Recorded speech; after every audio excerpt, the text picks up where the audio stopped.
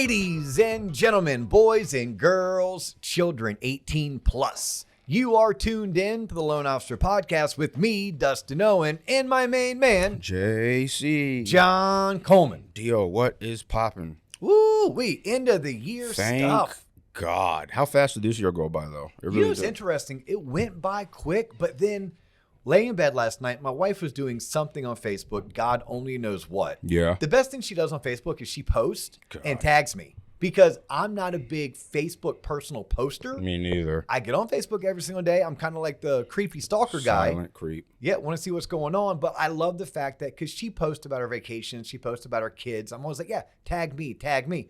By the way, Facebook currently in my professional state is not how you want to get a hold of me. Facebook is MySpace now, in my opinion. I still like it, and I still promote it, especially for mortgage loan originators who are actively trying to build their brand and connect with their community. The minute I quit producing loans full time and I just run my production team and I don't actually go out and be the face, I actually pulled off of Facebook and I pared it down to just my I actually know you type. I use Instagram and LinkedIn the way I used to potentially use Facebook. And I share that with the audience because I do get a lot of Facebook friend requests. And if we don't personally know each other yet, I'm not going to accept it. Now, if we personally know each other, we've hung out, and you're someone that I'm like, yeah, I'm friends with them. Like, they're a good person. I'm going to accept it. But I do get a lot of listeners who we haven't had a chance to connect yet. It doesn't mean we're not going to, but we haven't at this Sounds point. like you need a fan page, bro. So, no, you have Instagram. Go to LinkedIn. First name Dustin, last name Owen.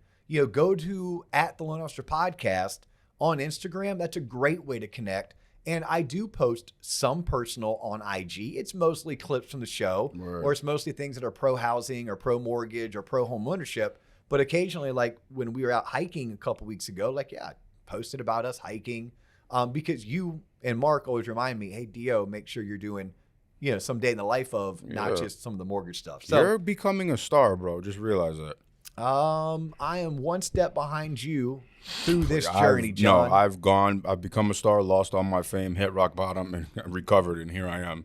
We get V2 John Coleman. I love it. Right. No, what episode is this? Do you know? This is 397. 397, and I know you and I are working. It drops next Friday. Next Friday. Yeah, but for just you and me. The 30th. Yeah. On the 30th. Happy New Year. Ooh. We are going to absolutely light the world on fire with this episode, John. I smoked a bowl of really good Kush right before we came up here, so I'm ready to listen, Professor. All right. Well, get ready because it's going to be fire. It's also going to be me doing something I've never done on a podcast episode. I'm going to read an article. You know who does this often? Jocko. I listen to Jocko's podcast every now and again. Mm-hmm. So Jocko, I love his book, Extreme Ownership. But he'll read excerpts from books, usually military books about battle and war. And he has this really deep voice. Man, I'm not going to bust out that really deep voice, but I'm going to read the article. Okay. Because this article, lights a fire underneath my rear end. Chaps your ass. It is something that I'm actually equally as passionate about. I'm going to go on the record. I'm going to state that. Okay. And I can't believe it was written. I'm excited that it was written. And for many lenders, this is your wake-up call. This is your shot across the bow. Yeah, this is, hey, look, if it's being published, you got to believe there's a lot more going on behind the scenes that you don't see. Right. And behind the scenes could be the big bad wolf, the CFPB, okay, auditors, regulators, fines, and LOs. You are not immune, right? It's like the person who goes and commits tax fraud. And they're like, well, that's my CPA because she filed my return. No, you dummy. You signed the papers. You're still at fault. Yeah, you signed the papers. It's like, hey, y'all. And I'm not saying that I'm 100% for this article, 100% against this article. One of the guys that coaches with me, right, a TLOPer, he sent this to me and said, Dio, have you seen this? And it's in Housing Wire. So we will get it posted on tloponline.com. So if you want access to this article, you can just log into your Housing Wire account if you have one. If you need one and you're a TLOP member, you get discounts. We have a hookup with Housing Wire. or we'll have it posted on TLOP online. You don't need a member to access what's in the news, just like you don't need a membership to sign up for our newsletter.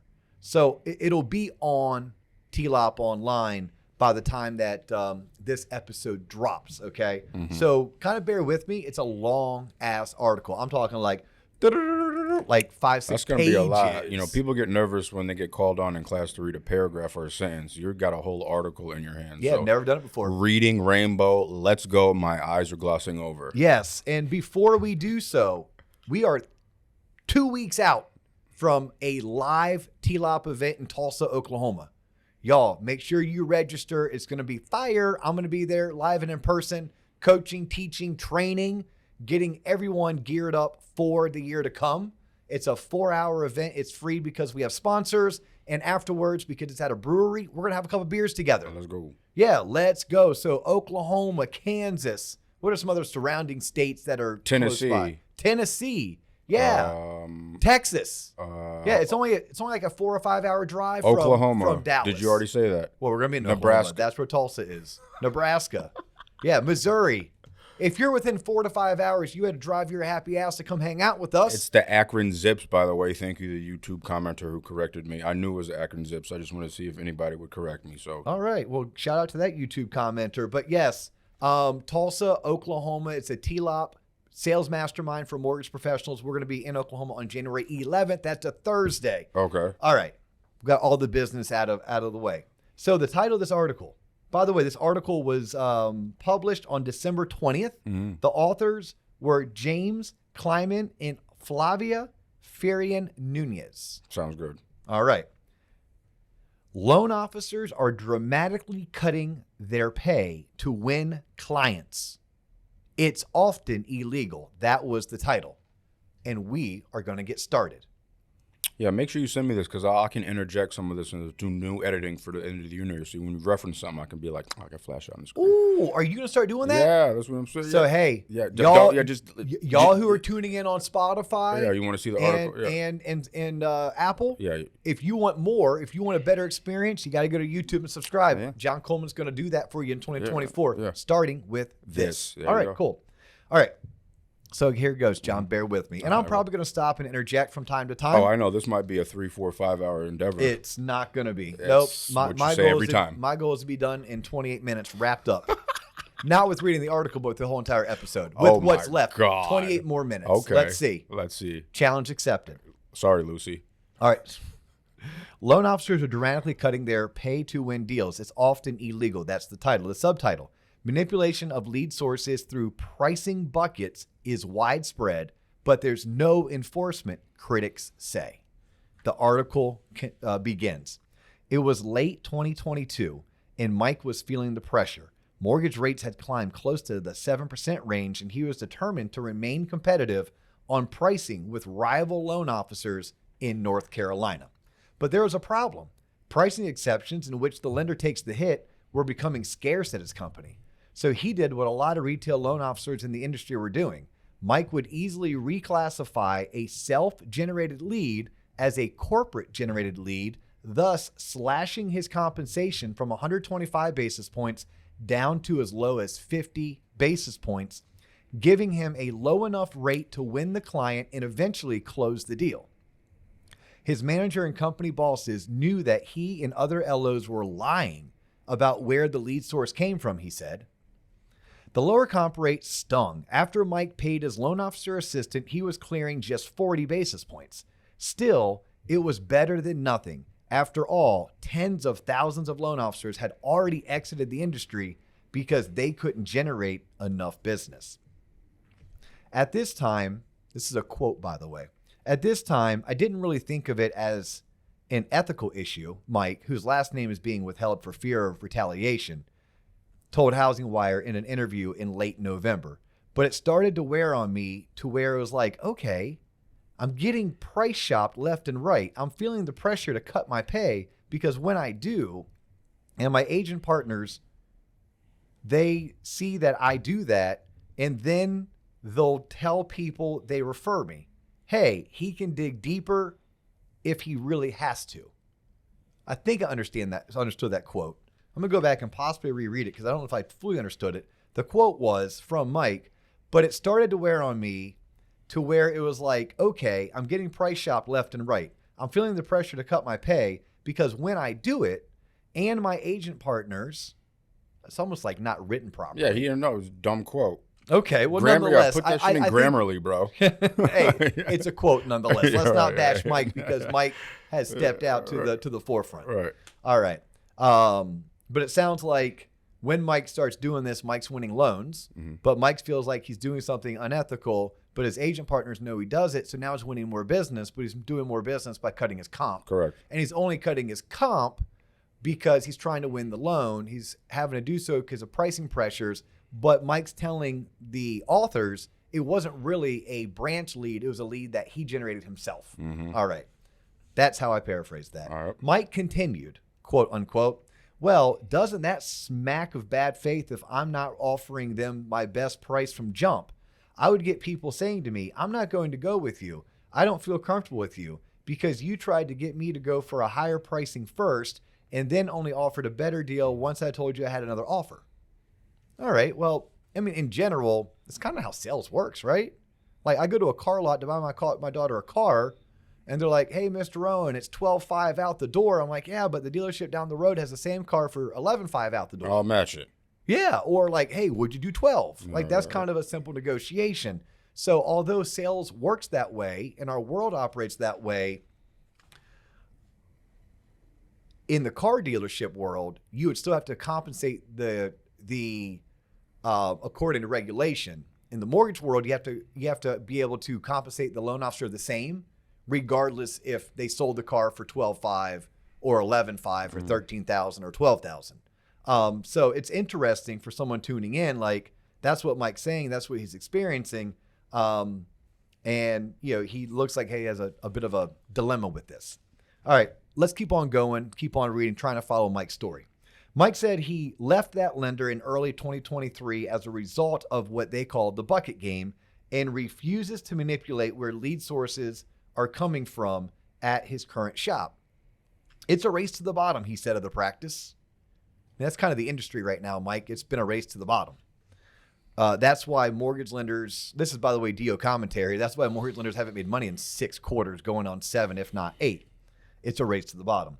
Over the past 2 months, so the article continues, over the past 2 months, Housing Wire has interviewed more than a dozen loan officers, mortgage executives, attorneys, and also reviewed several companies' loan officer contracts and text messages between recruiters and prospects to shed light on the growing issue of the bucket manipulation, which critics say distorts market pricing and could represent a violation of fair lending laws.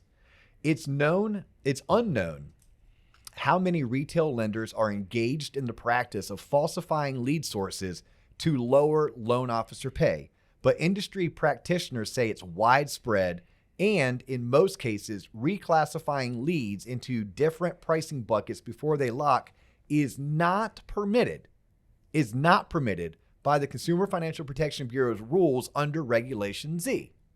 That's what this article is about, y'all. It's also unclear whether the CFPB is policing the practice. Housing Wire could find no record of enforcement actions taken, and the agency's audits are not public record. Okay, before we go, I got a little bit confused with Mike's quotes, but I 100% am following along what's going on in this article. Essentially, Mike, the loan officer who was quoted in this Housing Wire article, which I love Housing Wire. I'm a huge fan of their publication. So just let that be known, whether that's good, bad, or indifferent. Please know where I'm coming from. And I appreciate the fact that they did this article because as someone who recruits loan officers, right? I onboard, I support, I coach, I train loan originators. I get to talk to loan officers all throughout the country. I will tell you that I have talked to loan officers throughout the country, dozens of different companies that talk to me about their multiple commission buckets. That is happening. I will tell you all that. It is happening. And I can tell you there's a right way to do things. And I can 100% tell you that I'm confident there are people that 100% are doing exactly what Mike said was happening. So I'm going to give you an example before I go on to read the article.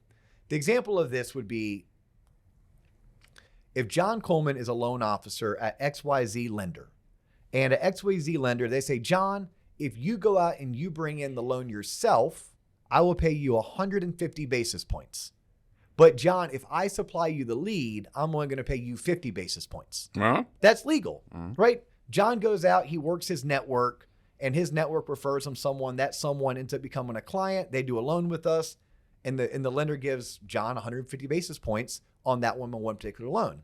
But if the client, let's say, is referred by someone within the branch, maybe they're a past client, maybe they're calling in, maybe they need a refinance. So John didn't have to go out and bring the business in the door. The client was already a client. John just needs to serve the client. It is 100% permissible for the lender to then only pay John 50 basis points. That is allowed. No different than John could make 150 basis points on loans he brings in the door himself. He could make 50 basis points on loans that his branch referred to him because maybe the person was already a client. And John could also make 75 basis points if the lead was a lead that the branch had bought maybe through Zillow. Okay, like that's where you can pay differently based on lead source. But what this article is stating, and I can only imagine based on my conversations with mortgage lenders from coast to coast, Spokane to Washington, there are people who don't play by the rules. And it may be happening at such an alarming rate, hence the authors writing this article, that John's going out and John's generating all of his own loans, meaning his company's not paying for Zillow leads for him. His branch manager is not referring him a client who just needs to be serviced. But what John does is when John brings in his leads, maybe it's 5 that week, and he's trying to app lock and disclose 3 of them, 2 of those 3 clients are very price sensitive. They are interest rate shopping the heck out of John. And John doesn't want to lose the business, and he doesn't want to not collect a paycheck. So John claims to his manager, hey, you know what, manager? Don't pay me 150 basis points. Pay me as if this was a loan that you referred me. And take that extra money and use it to give this client a pricing discount, because if I don't, I'm going to lose the loan. And 50 basis points is better than no basis points.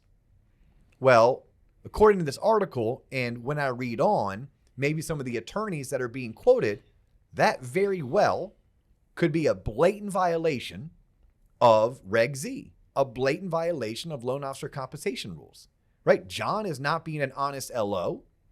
John's branch manager is not being an honest branch manager because John raised his hand and said, I need you to pay me as if you referred this to me, although you didn't. And in return, I need you to be able to approve this pricing exception, because if we don't approve it, maybe this person is going to go to that discount online lender, or maybe this person is going to go to their credit union. Okay, that's what's being claimed. That's what I believe when I try to read through this. Yeah, that makes sense. I pick up what you're putting down. Yeah, and that's kind of what Mike was talking about in his quotes from this article. All right, so I'm going to continue reading down the article, and I'll stop to break it down the way that we are. And the whole purpose of today's episode is just to bring light of it. Like, look, this is current event. This is what is going on in our industry. This may impact some people. It may be a total nothing burger for some people, right? And the article claims and states one thing, but as they've already alluded to, there's really nothing going on at the CFPB that says that they're okay with this or that they're not okay with this. The CFPB is sitting back. One could assume if they're sitting back and doing nothing, maybe they don't care. Maybe they're okay with this practice. Who knows? Or maybe this article is going to shed massive light. And now all of a sudden, this could be a wake-up call to certain lenders. If you are doing the things that Mike claims that you're doing, that this article claims it's being done, y'all may need to change, because this article may be that spark, that spotlight that all of a sudden is going to gain the CFPB's attention. It's like what the Eagles are doing with the tush push. Same exact shit. Wasn't a thing now, but it is maybe.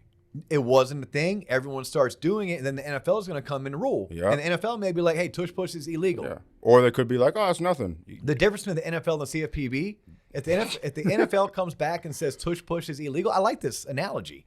Tush push is illegal. They don't then go and penalize all the teams that used it and take wins away and playoff wins away and Super Bowls away and fine them hundreds of millions of dollars.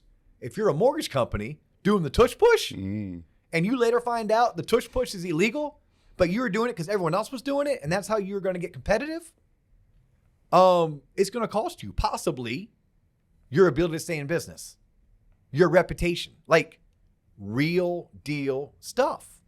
And every lender has their attorneys, and hopefully their attorneys have weighed in. And we have the Mortgage Bankers Association, and the Mortgage Bankers Association. When I go and read the rest of this article, they're going to have their commentary that's going to be quoted in here. But John, I loved your analogy. Like that is essentially what is transpiring.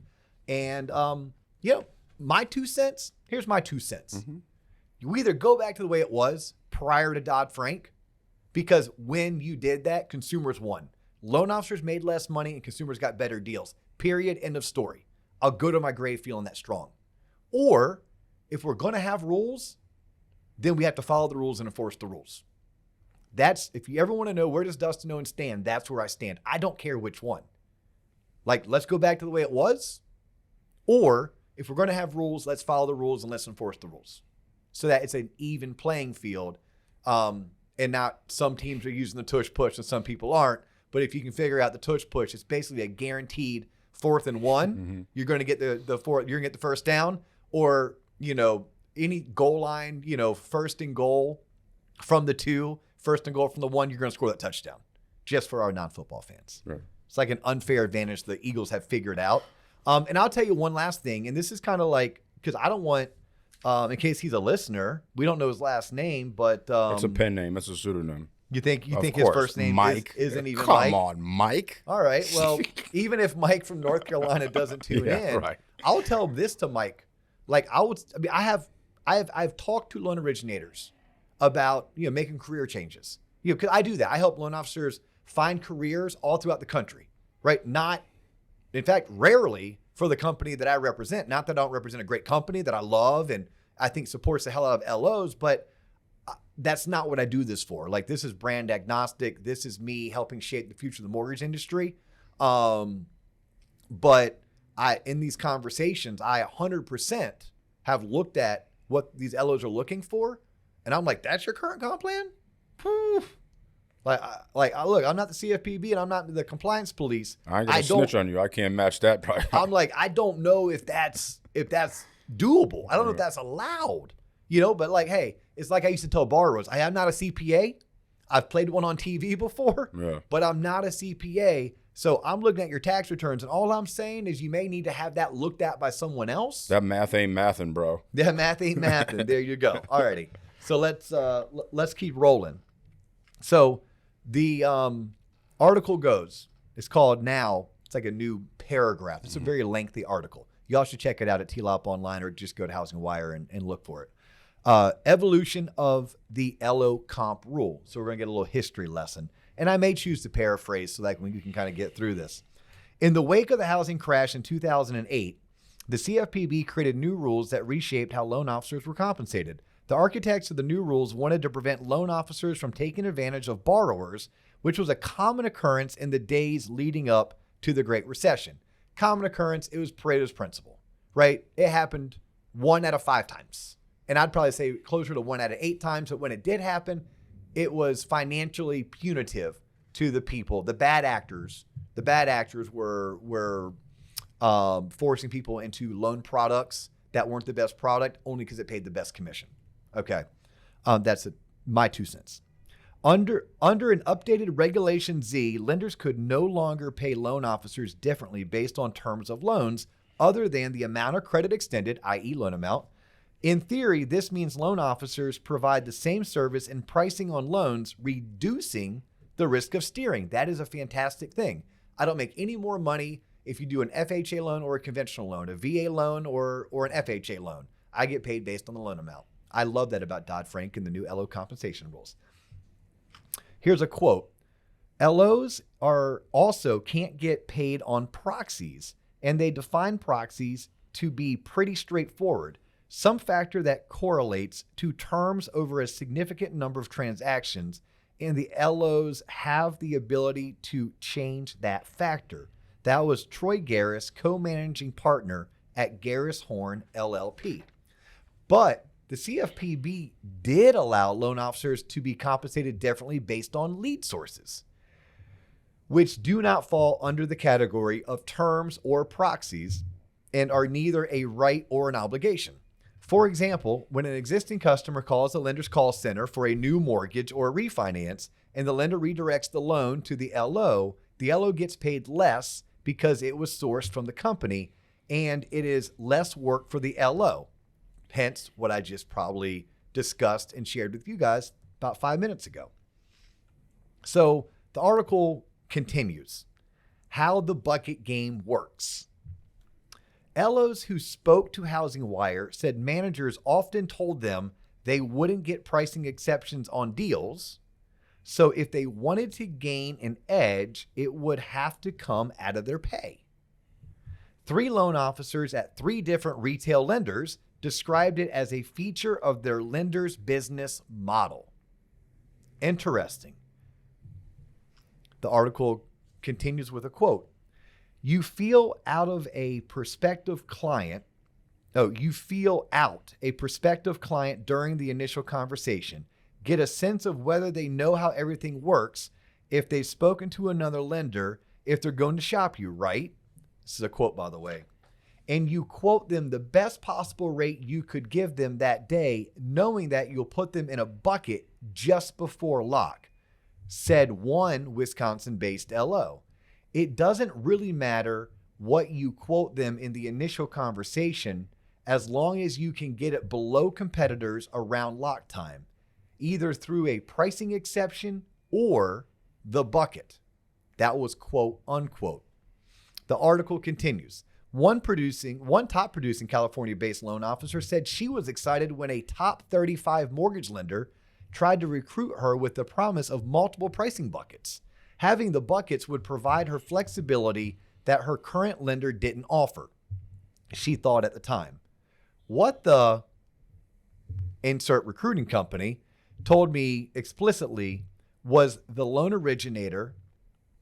Wait, I'm going to reread that, John, because what the recruiting company told me explicitly was the originator, when they go to lock the loan, they check a box. It is self, branch, or corporate generated.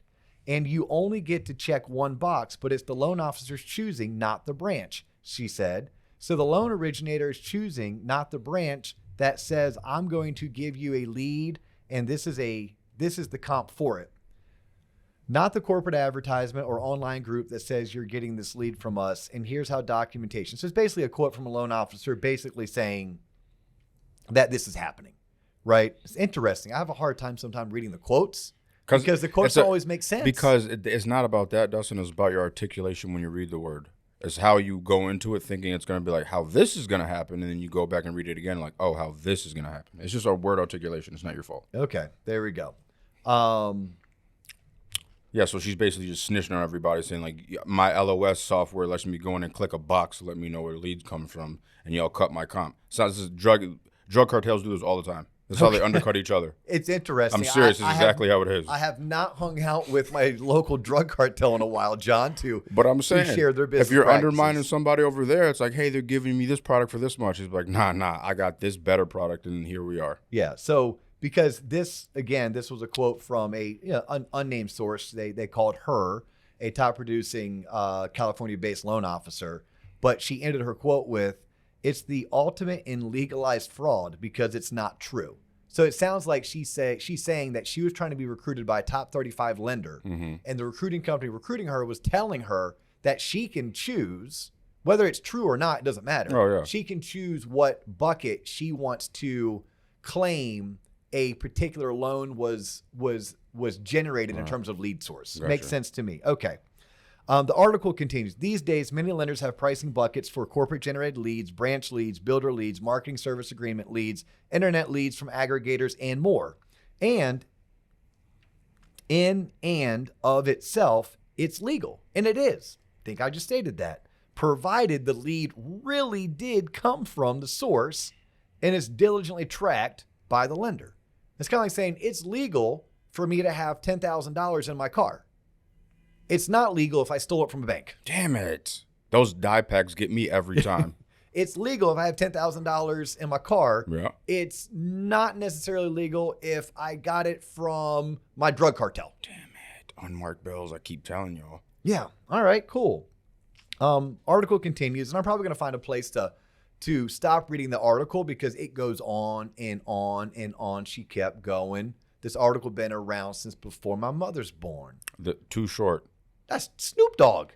Maybe it's the way you My articulated goodness, it. Sorry, it may be the way I articulated it. I only do everything in my too short voice. All right. Loan officers and mortgage executives interviewed by Housing Wire said some lenders justify the practice of manipulating the buckets by telling LOs it's legal, and they've been audited by the CFPB, which has not found any wrongdoing. Several executives accused of the practice declined to comment on the record about pricing bucket manipulation, though they all said they track leads as required and are in full compliance of the law. Of course. So I like this. I like the fact that the article is doing its due diligence. It looks like proper investigative journalism, and they're trying to give both sides of it. It goes on. I'm going to try to find some good points that I'm starting to ramble. some good quotes. They had to hit a word quote. They had to hit a word No, word they count. didn't. They had to hit a word count. There was number. the opposite. This article was so important they did not throw on the constraints of word count. Jesus. Yeah, it's a pretty Beefy. beefy's a good one. Okay. So here, let's find this quote from Stephen Von Berg, an attorney at law firm Oric in Washington, D.C., worked as a loan officer and underwriter for 7 years. Okay. He emphasized the potential trouble for lenders and LOs inaccurately classifying the lead source. All right. Let's go and find what the MBA says. But before we do that, here's an awesome quote. Guaranteed rate. I've heard of those. Top 10 lender in America. Their founder, I believe, still CEO, Victor, and I'll always butcher his last name, but it's Ciardelli. So Vic Ciardelli is frustrated by the bucket game, deeply frustrated, the article states. The Guaranteed Rate founder and CEO says he is losing money and loan officers to rivals because of a business practice that he says is flagrantly illegal, pervasive, and does not appear to be slowing down anytime soon. Wow, that's pretty strong. He goes on to give examples of what we've talked about. Lenders having multiple buckets, 50 basis points, 100 basis points, 150, which, by the way, is legal as long as you can truly tie the lead and the lead back to the lead source. It becomes illegal when you are claiming something is coming from one lead source when really it's not, but you're doing so for the purpose of being able to give a pricing concession that you otherwise would not have been able to do had you not falsified your information. Okay. So Victor is quoted. It's a whole entire page. I'll read this quote right here. It's no different than what happened prior to Dodd-Frank, where it was the wild, wild west and people were playing games with customers on rates and fees. It's the same thing today. There's no difference except the fact that there's a law in place that tells the mortgage company and the individual loan officer. And the loan officers know that they're violating the law. It's greed, quote, unquote. All right, I'm going to flip through a couple pages here. I'm going to come to my quote. The Mortgage Bankers Association is aware of the issue. This is what the article is stating. This is not Dustin Owen's commentary. The organization asked an outside attorney from Oric, Harrington, and Sutcliffe, LLP, to study the permissibility of the practice.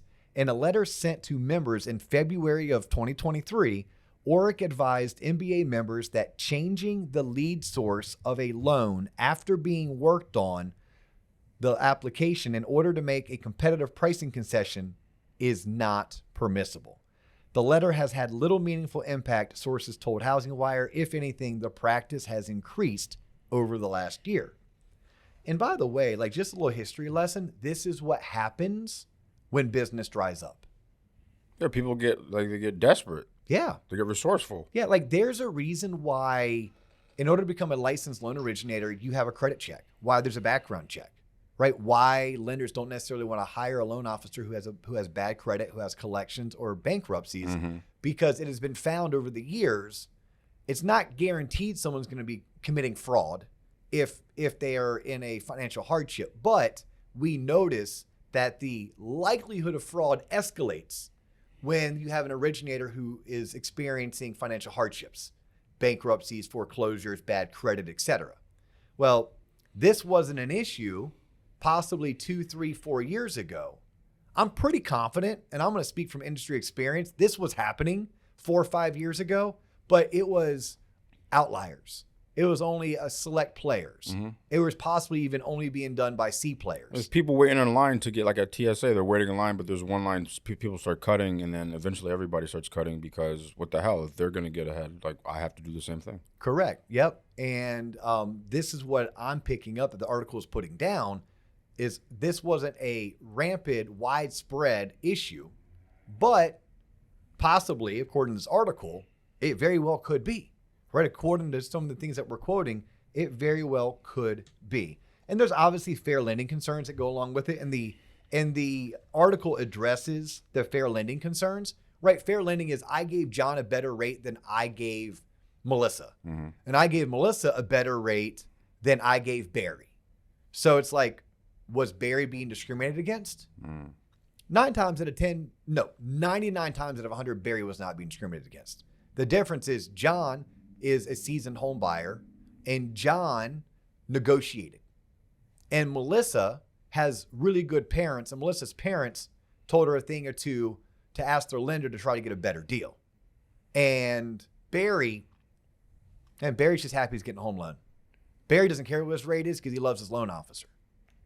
Barry trusts his loan officer is going to do the best job possible and gets the fact that in life you have to pay for great service. And if that means $40 extra a month for the next 36 to 72 months, because by the way, that's as long as Barry's going to have this mortgage, statistically speaking, Barry's well worth spending the money because he values great service and good advice, right? Like, because I want to give the LOs the argument to the coin, but there's definitely some fair lending concerns that the article writes about.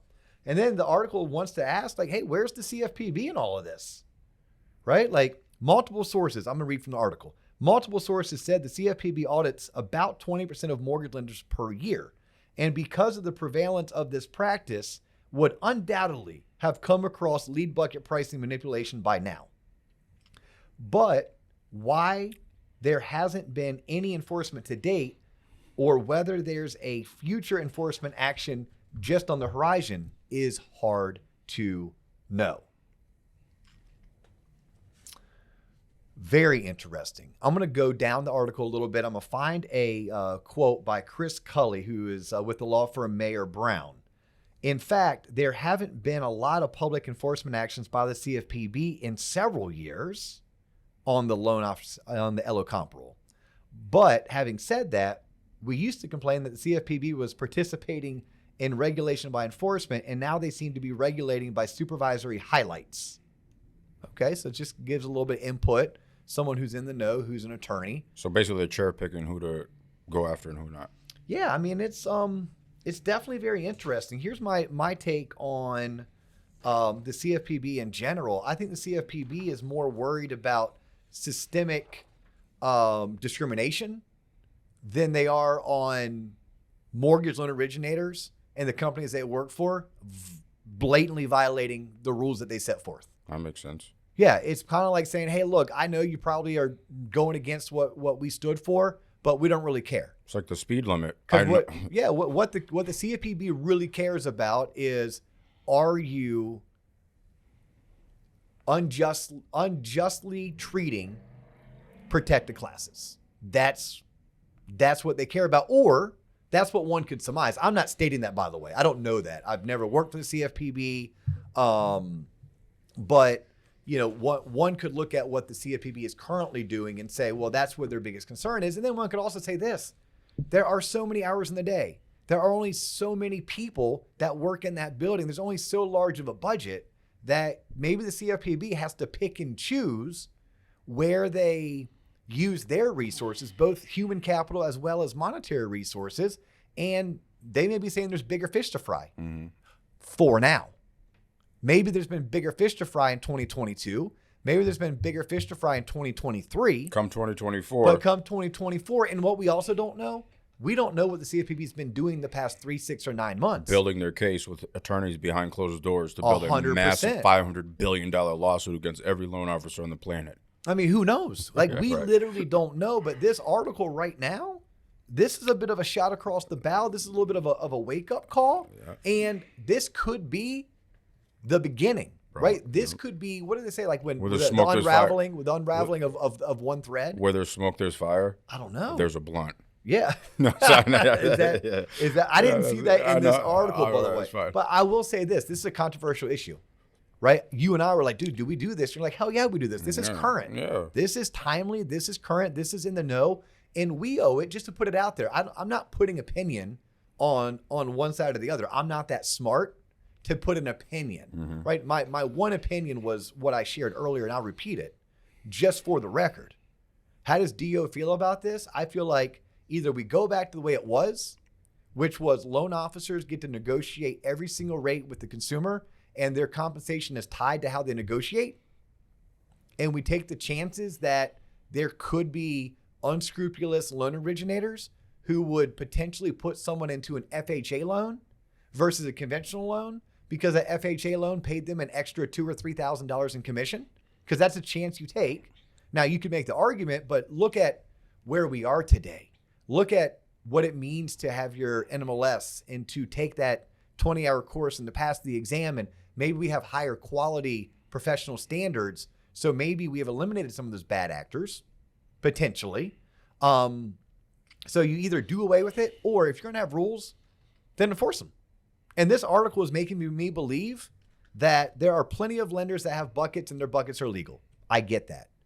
I bet there are more lenders than you know that have buckets, and the way that they're categorizing certain leads, if investigated, if audited, you'd potentially find that really wasn't an in-house referral. That really wasn't a branch-generated referral. That really didn't come from the MSA. That really wasn't a lead that you got from our ad spend on Zillow. That lead was something that John Coleman originated himself, and for X, Y, and Z reason, typically pricing pressures, had to get competitive, had to drop the interest rate, which meant the branch was going to make less money, which meant the mortgage company was going to make less money. John raised his hand and said, hey, Mr. Branch Manager, if you are willing to let me get this loan in the door, I am willing to take less compensation by calling it a branch referral. And that, to me, is what this article is stating. That is the potential kind of wake-up call. This could be the spark that started the Chicago fire. This could be the cow that kicked over the lantern. I understand. Or it could be a nothing burger, John. You know what I interpret? You want my opinion? Yes. So as we wrap this up, this is like De Beers introducing lab-created diamonds into the industry, and now we're bitching about like, oh, there's like fake diamonds, there's a bad diamond, but you can't tell the difference. So they can't go back. So this is the world. I don't see them going back and like punishing people. It's going to be a new rule moving forward. All right, well, if this is the new rule moving forward where this is allowed, then Either it won't be allowed moving forward, or you will be allowed moving forward, but I don't see like retro. If it's allowed, you might as well just do away with the rule.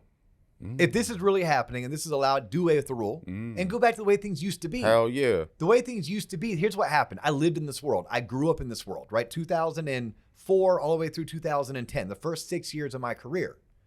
I have the data too. Loan officers made less money. On average, loan officers made about 80 basis points. Today, on average, loan officers make about 115 basis points. That's more. And the consumer got a better deal on average, because what does regulation do? In general, it takes the pain of few, spreads it amongst the all, and increases the cost to produce. But no one gets screwed. I could argue all day that's a good thing. I could also argue all day that the way things used to work were better, but our LOs need to understand they probably made less money. Now, maybe not these LOs that are playing the bucket game. Maybe they have like a blended interest rate. And by the way, the broker community, they do the same exact thing, right? Like they're like, oh, I try to make 225 basis points, but if I can't, I'll flip it to lender paid to buyer paid, at which point I only charge the consumer 100 basis points. Why'd they do that? To offer a better rate, to get better terms. What do they exchange? Lower revenue, lower compensation. So it is being done broker side. According to this article, it sounds like it's being done on the banker side, the independent bank side, maybe even credit union side. Bro, everybody's doing it. Hop on board. Yeah, so the question really becomes, are we going to go back the way things were, or are we going to put some corrective measures in place and police this so that we will follow the rules as they're laid out? And are we going to self-police it? Hell no. People need to. Or do we need the big bad wolf to come and show their fangs and draw blood? They'll probably just go off to one large bank like Wells Fargo, slap them on the wrist to scare everybody else. Oh, we know they love the big banks. They love I the don't big even know. banks. I sound like I know what I'm talking about, Yeah, Dustin. they got all the money, John. We go to one place, they got all the money. We make an example out of them. And all money's fake ever since we moved to fiat currency. Everybody oh, my knows goodness. that. Come on now. We don't have time for that. But if you don't want to talk that conversation, you know our girl, Casey Cunningham? Yeah. You'll follow her husband, Rob. Well, I'm going to leave it right there. Just follow Rob Cunningham on LinkedIn. He has some really cool insights Really? on getting away from the fiat currency and going digital currency. Oh, yeah. Blow your mind stuff. But that's for a whole nother topic of conversation. Right. John, we have run long. I hope. That was good. That's informative. I like that. Thank you. Fireside chat with D.O. It's like reading Rainbow. You typically don't like to geek out. I know. Yeah. Y'all have a happy new year. Right. Check out this article because it's very long. Yeah. I did my best to do it justice and to bring it to light. Go to Housing Wire, go to TLOP online. You'll find the article on both websites. Have a safe and fun new Party year. hard. If you feel like you're sick after that next eggnog shot, take 5 more. Do what John says. Yes. And then do this in 2024. Here's where we need your help. If you're not doing so already, follow us, subscribe on YouTube. Give us a 5-star review on either Apple or Spotify. Tell not 1, not 2, but 3 friends and colleagues to follow the show. And if you're serious about professional development and becoming the best version of you and making the most money that you can make in this industry, find a coach, find a mentor, join the program, and I invite you to join our community. All the details are found at tloponline.com. And come see us in Tulsa, Oklahoma on January 11th. Go Sooners. He's John Coleman. I'm Dustin Owen. That's all the time we have for you today, but we do look forward to catching you on the next episode. Peace.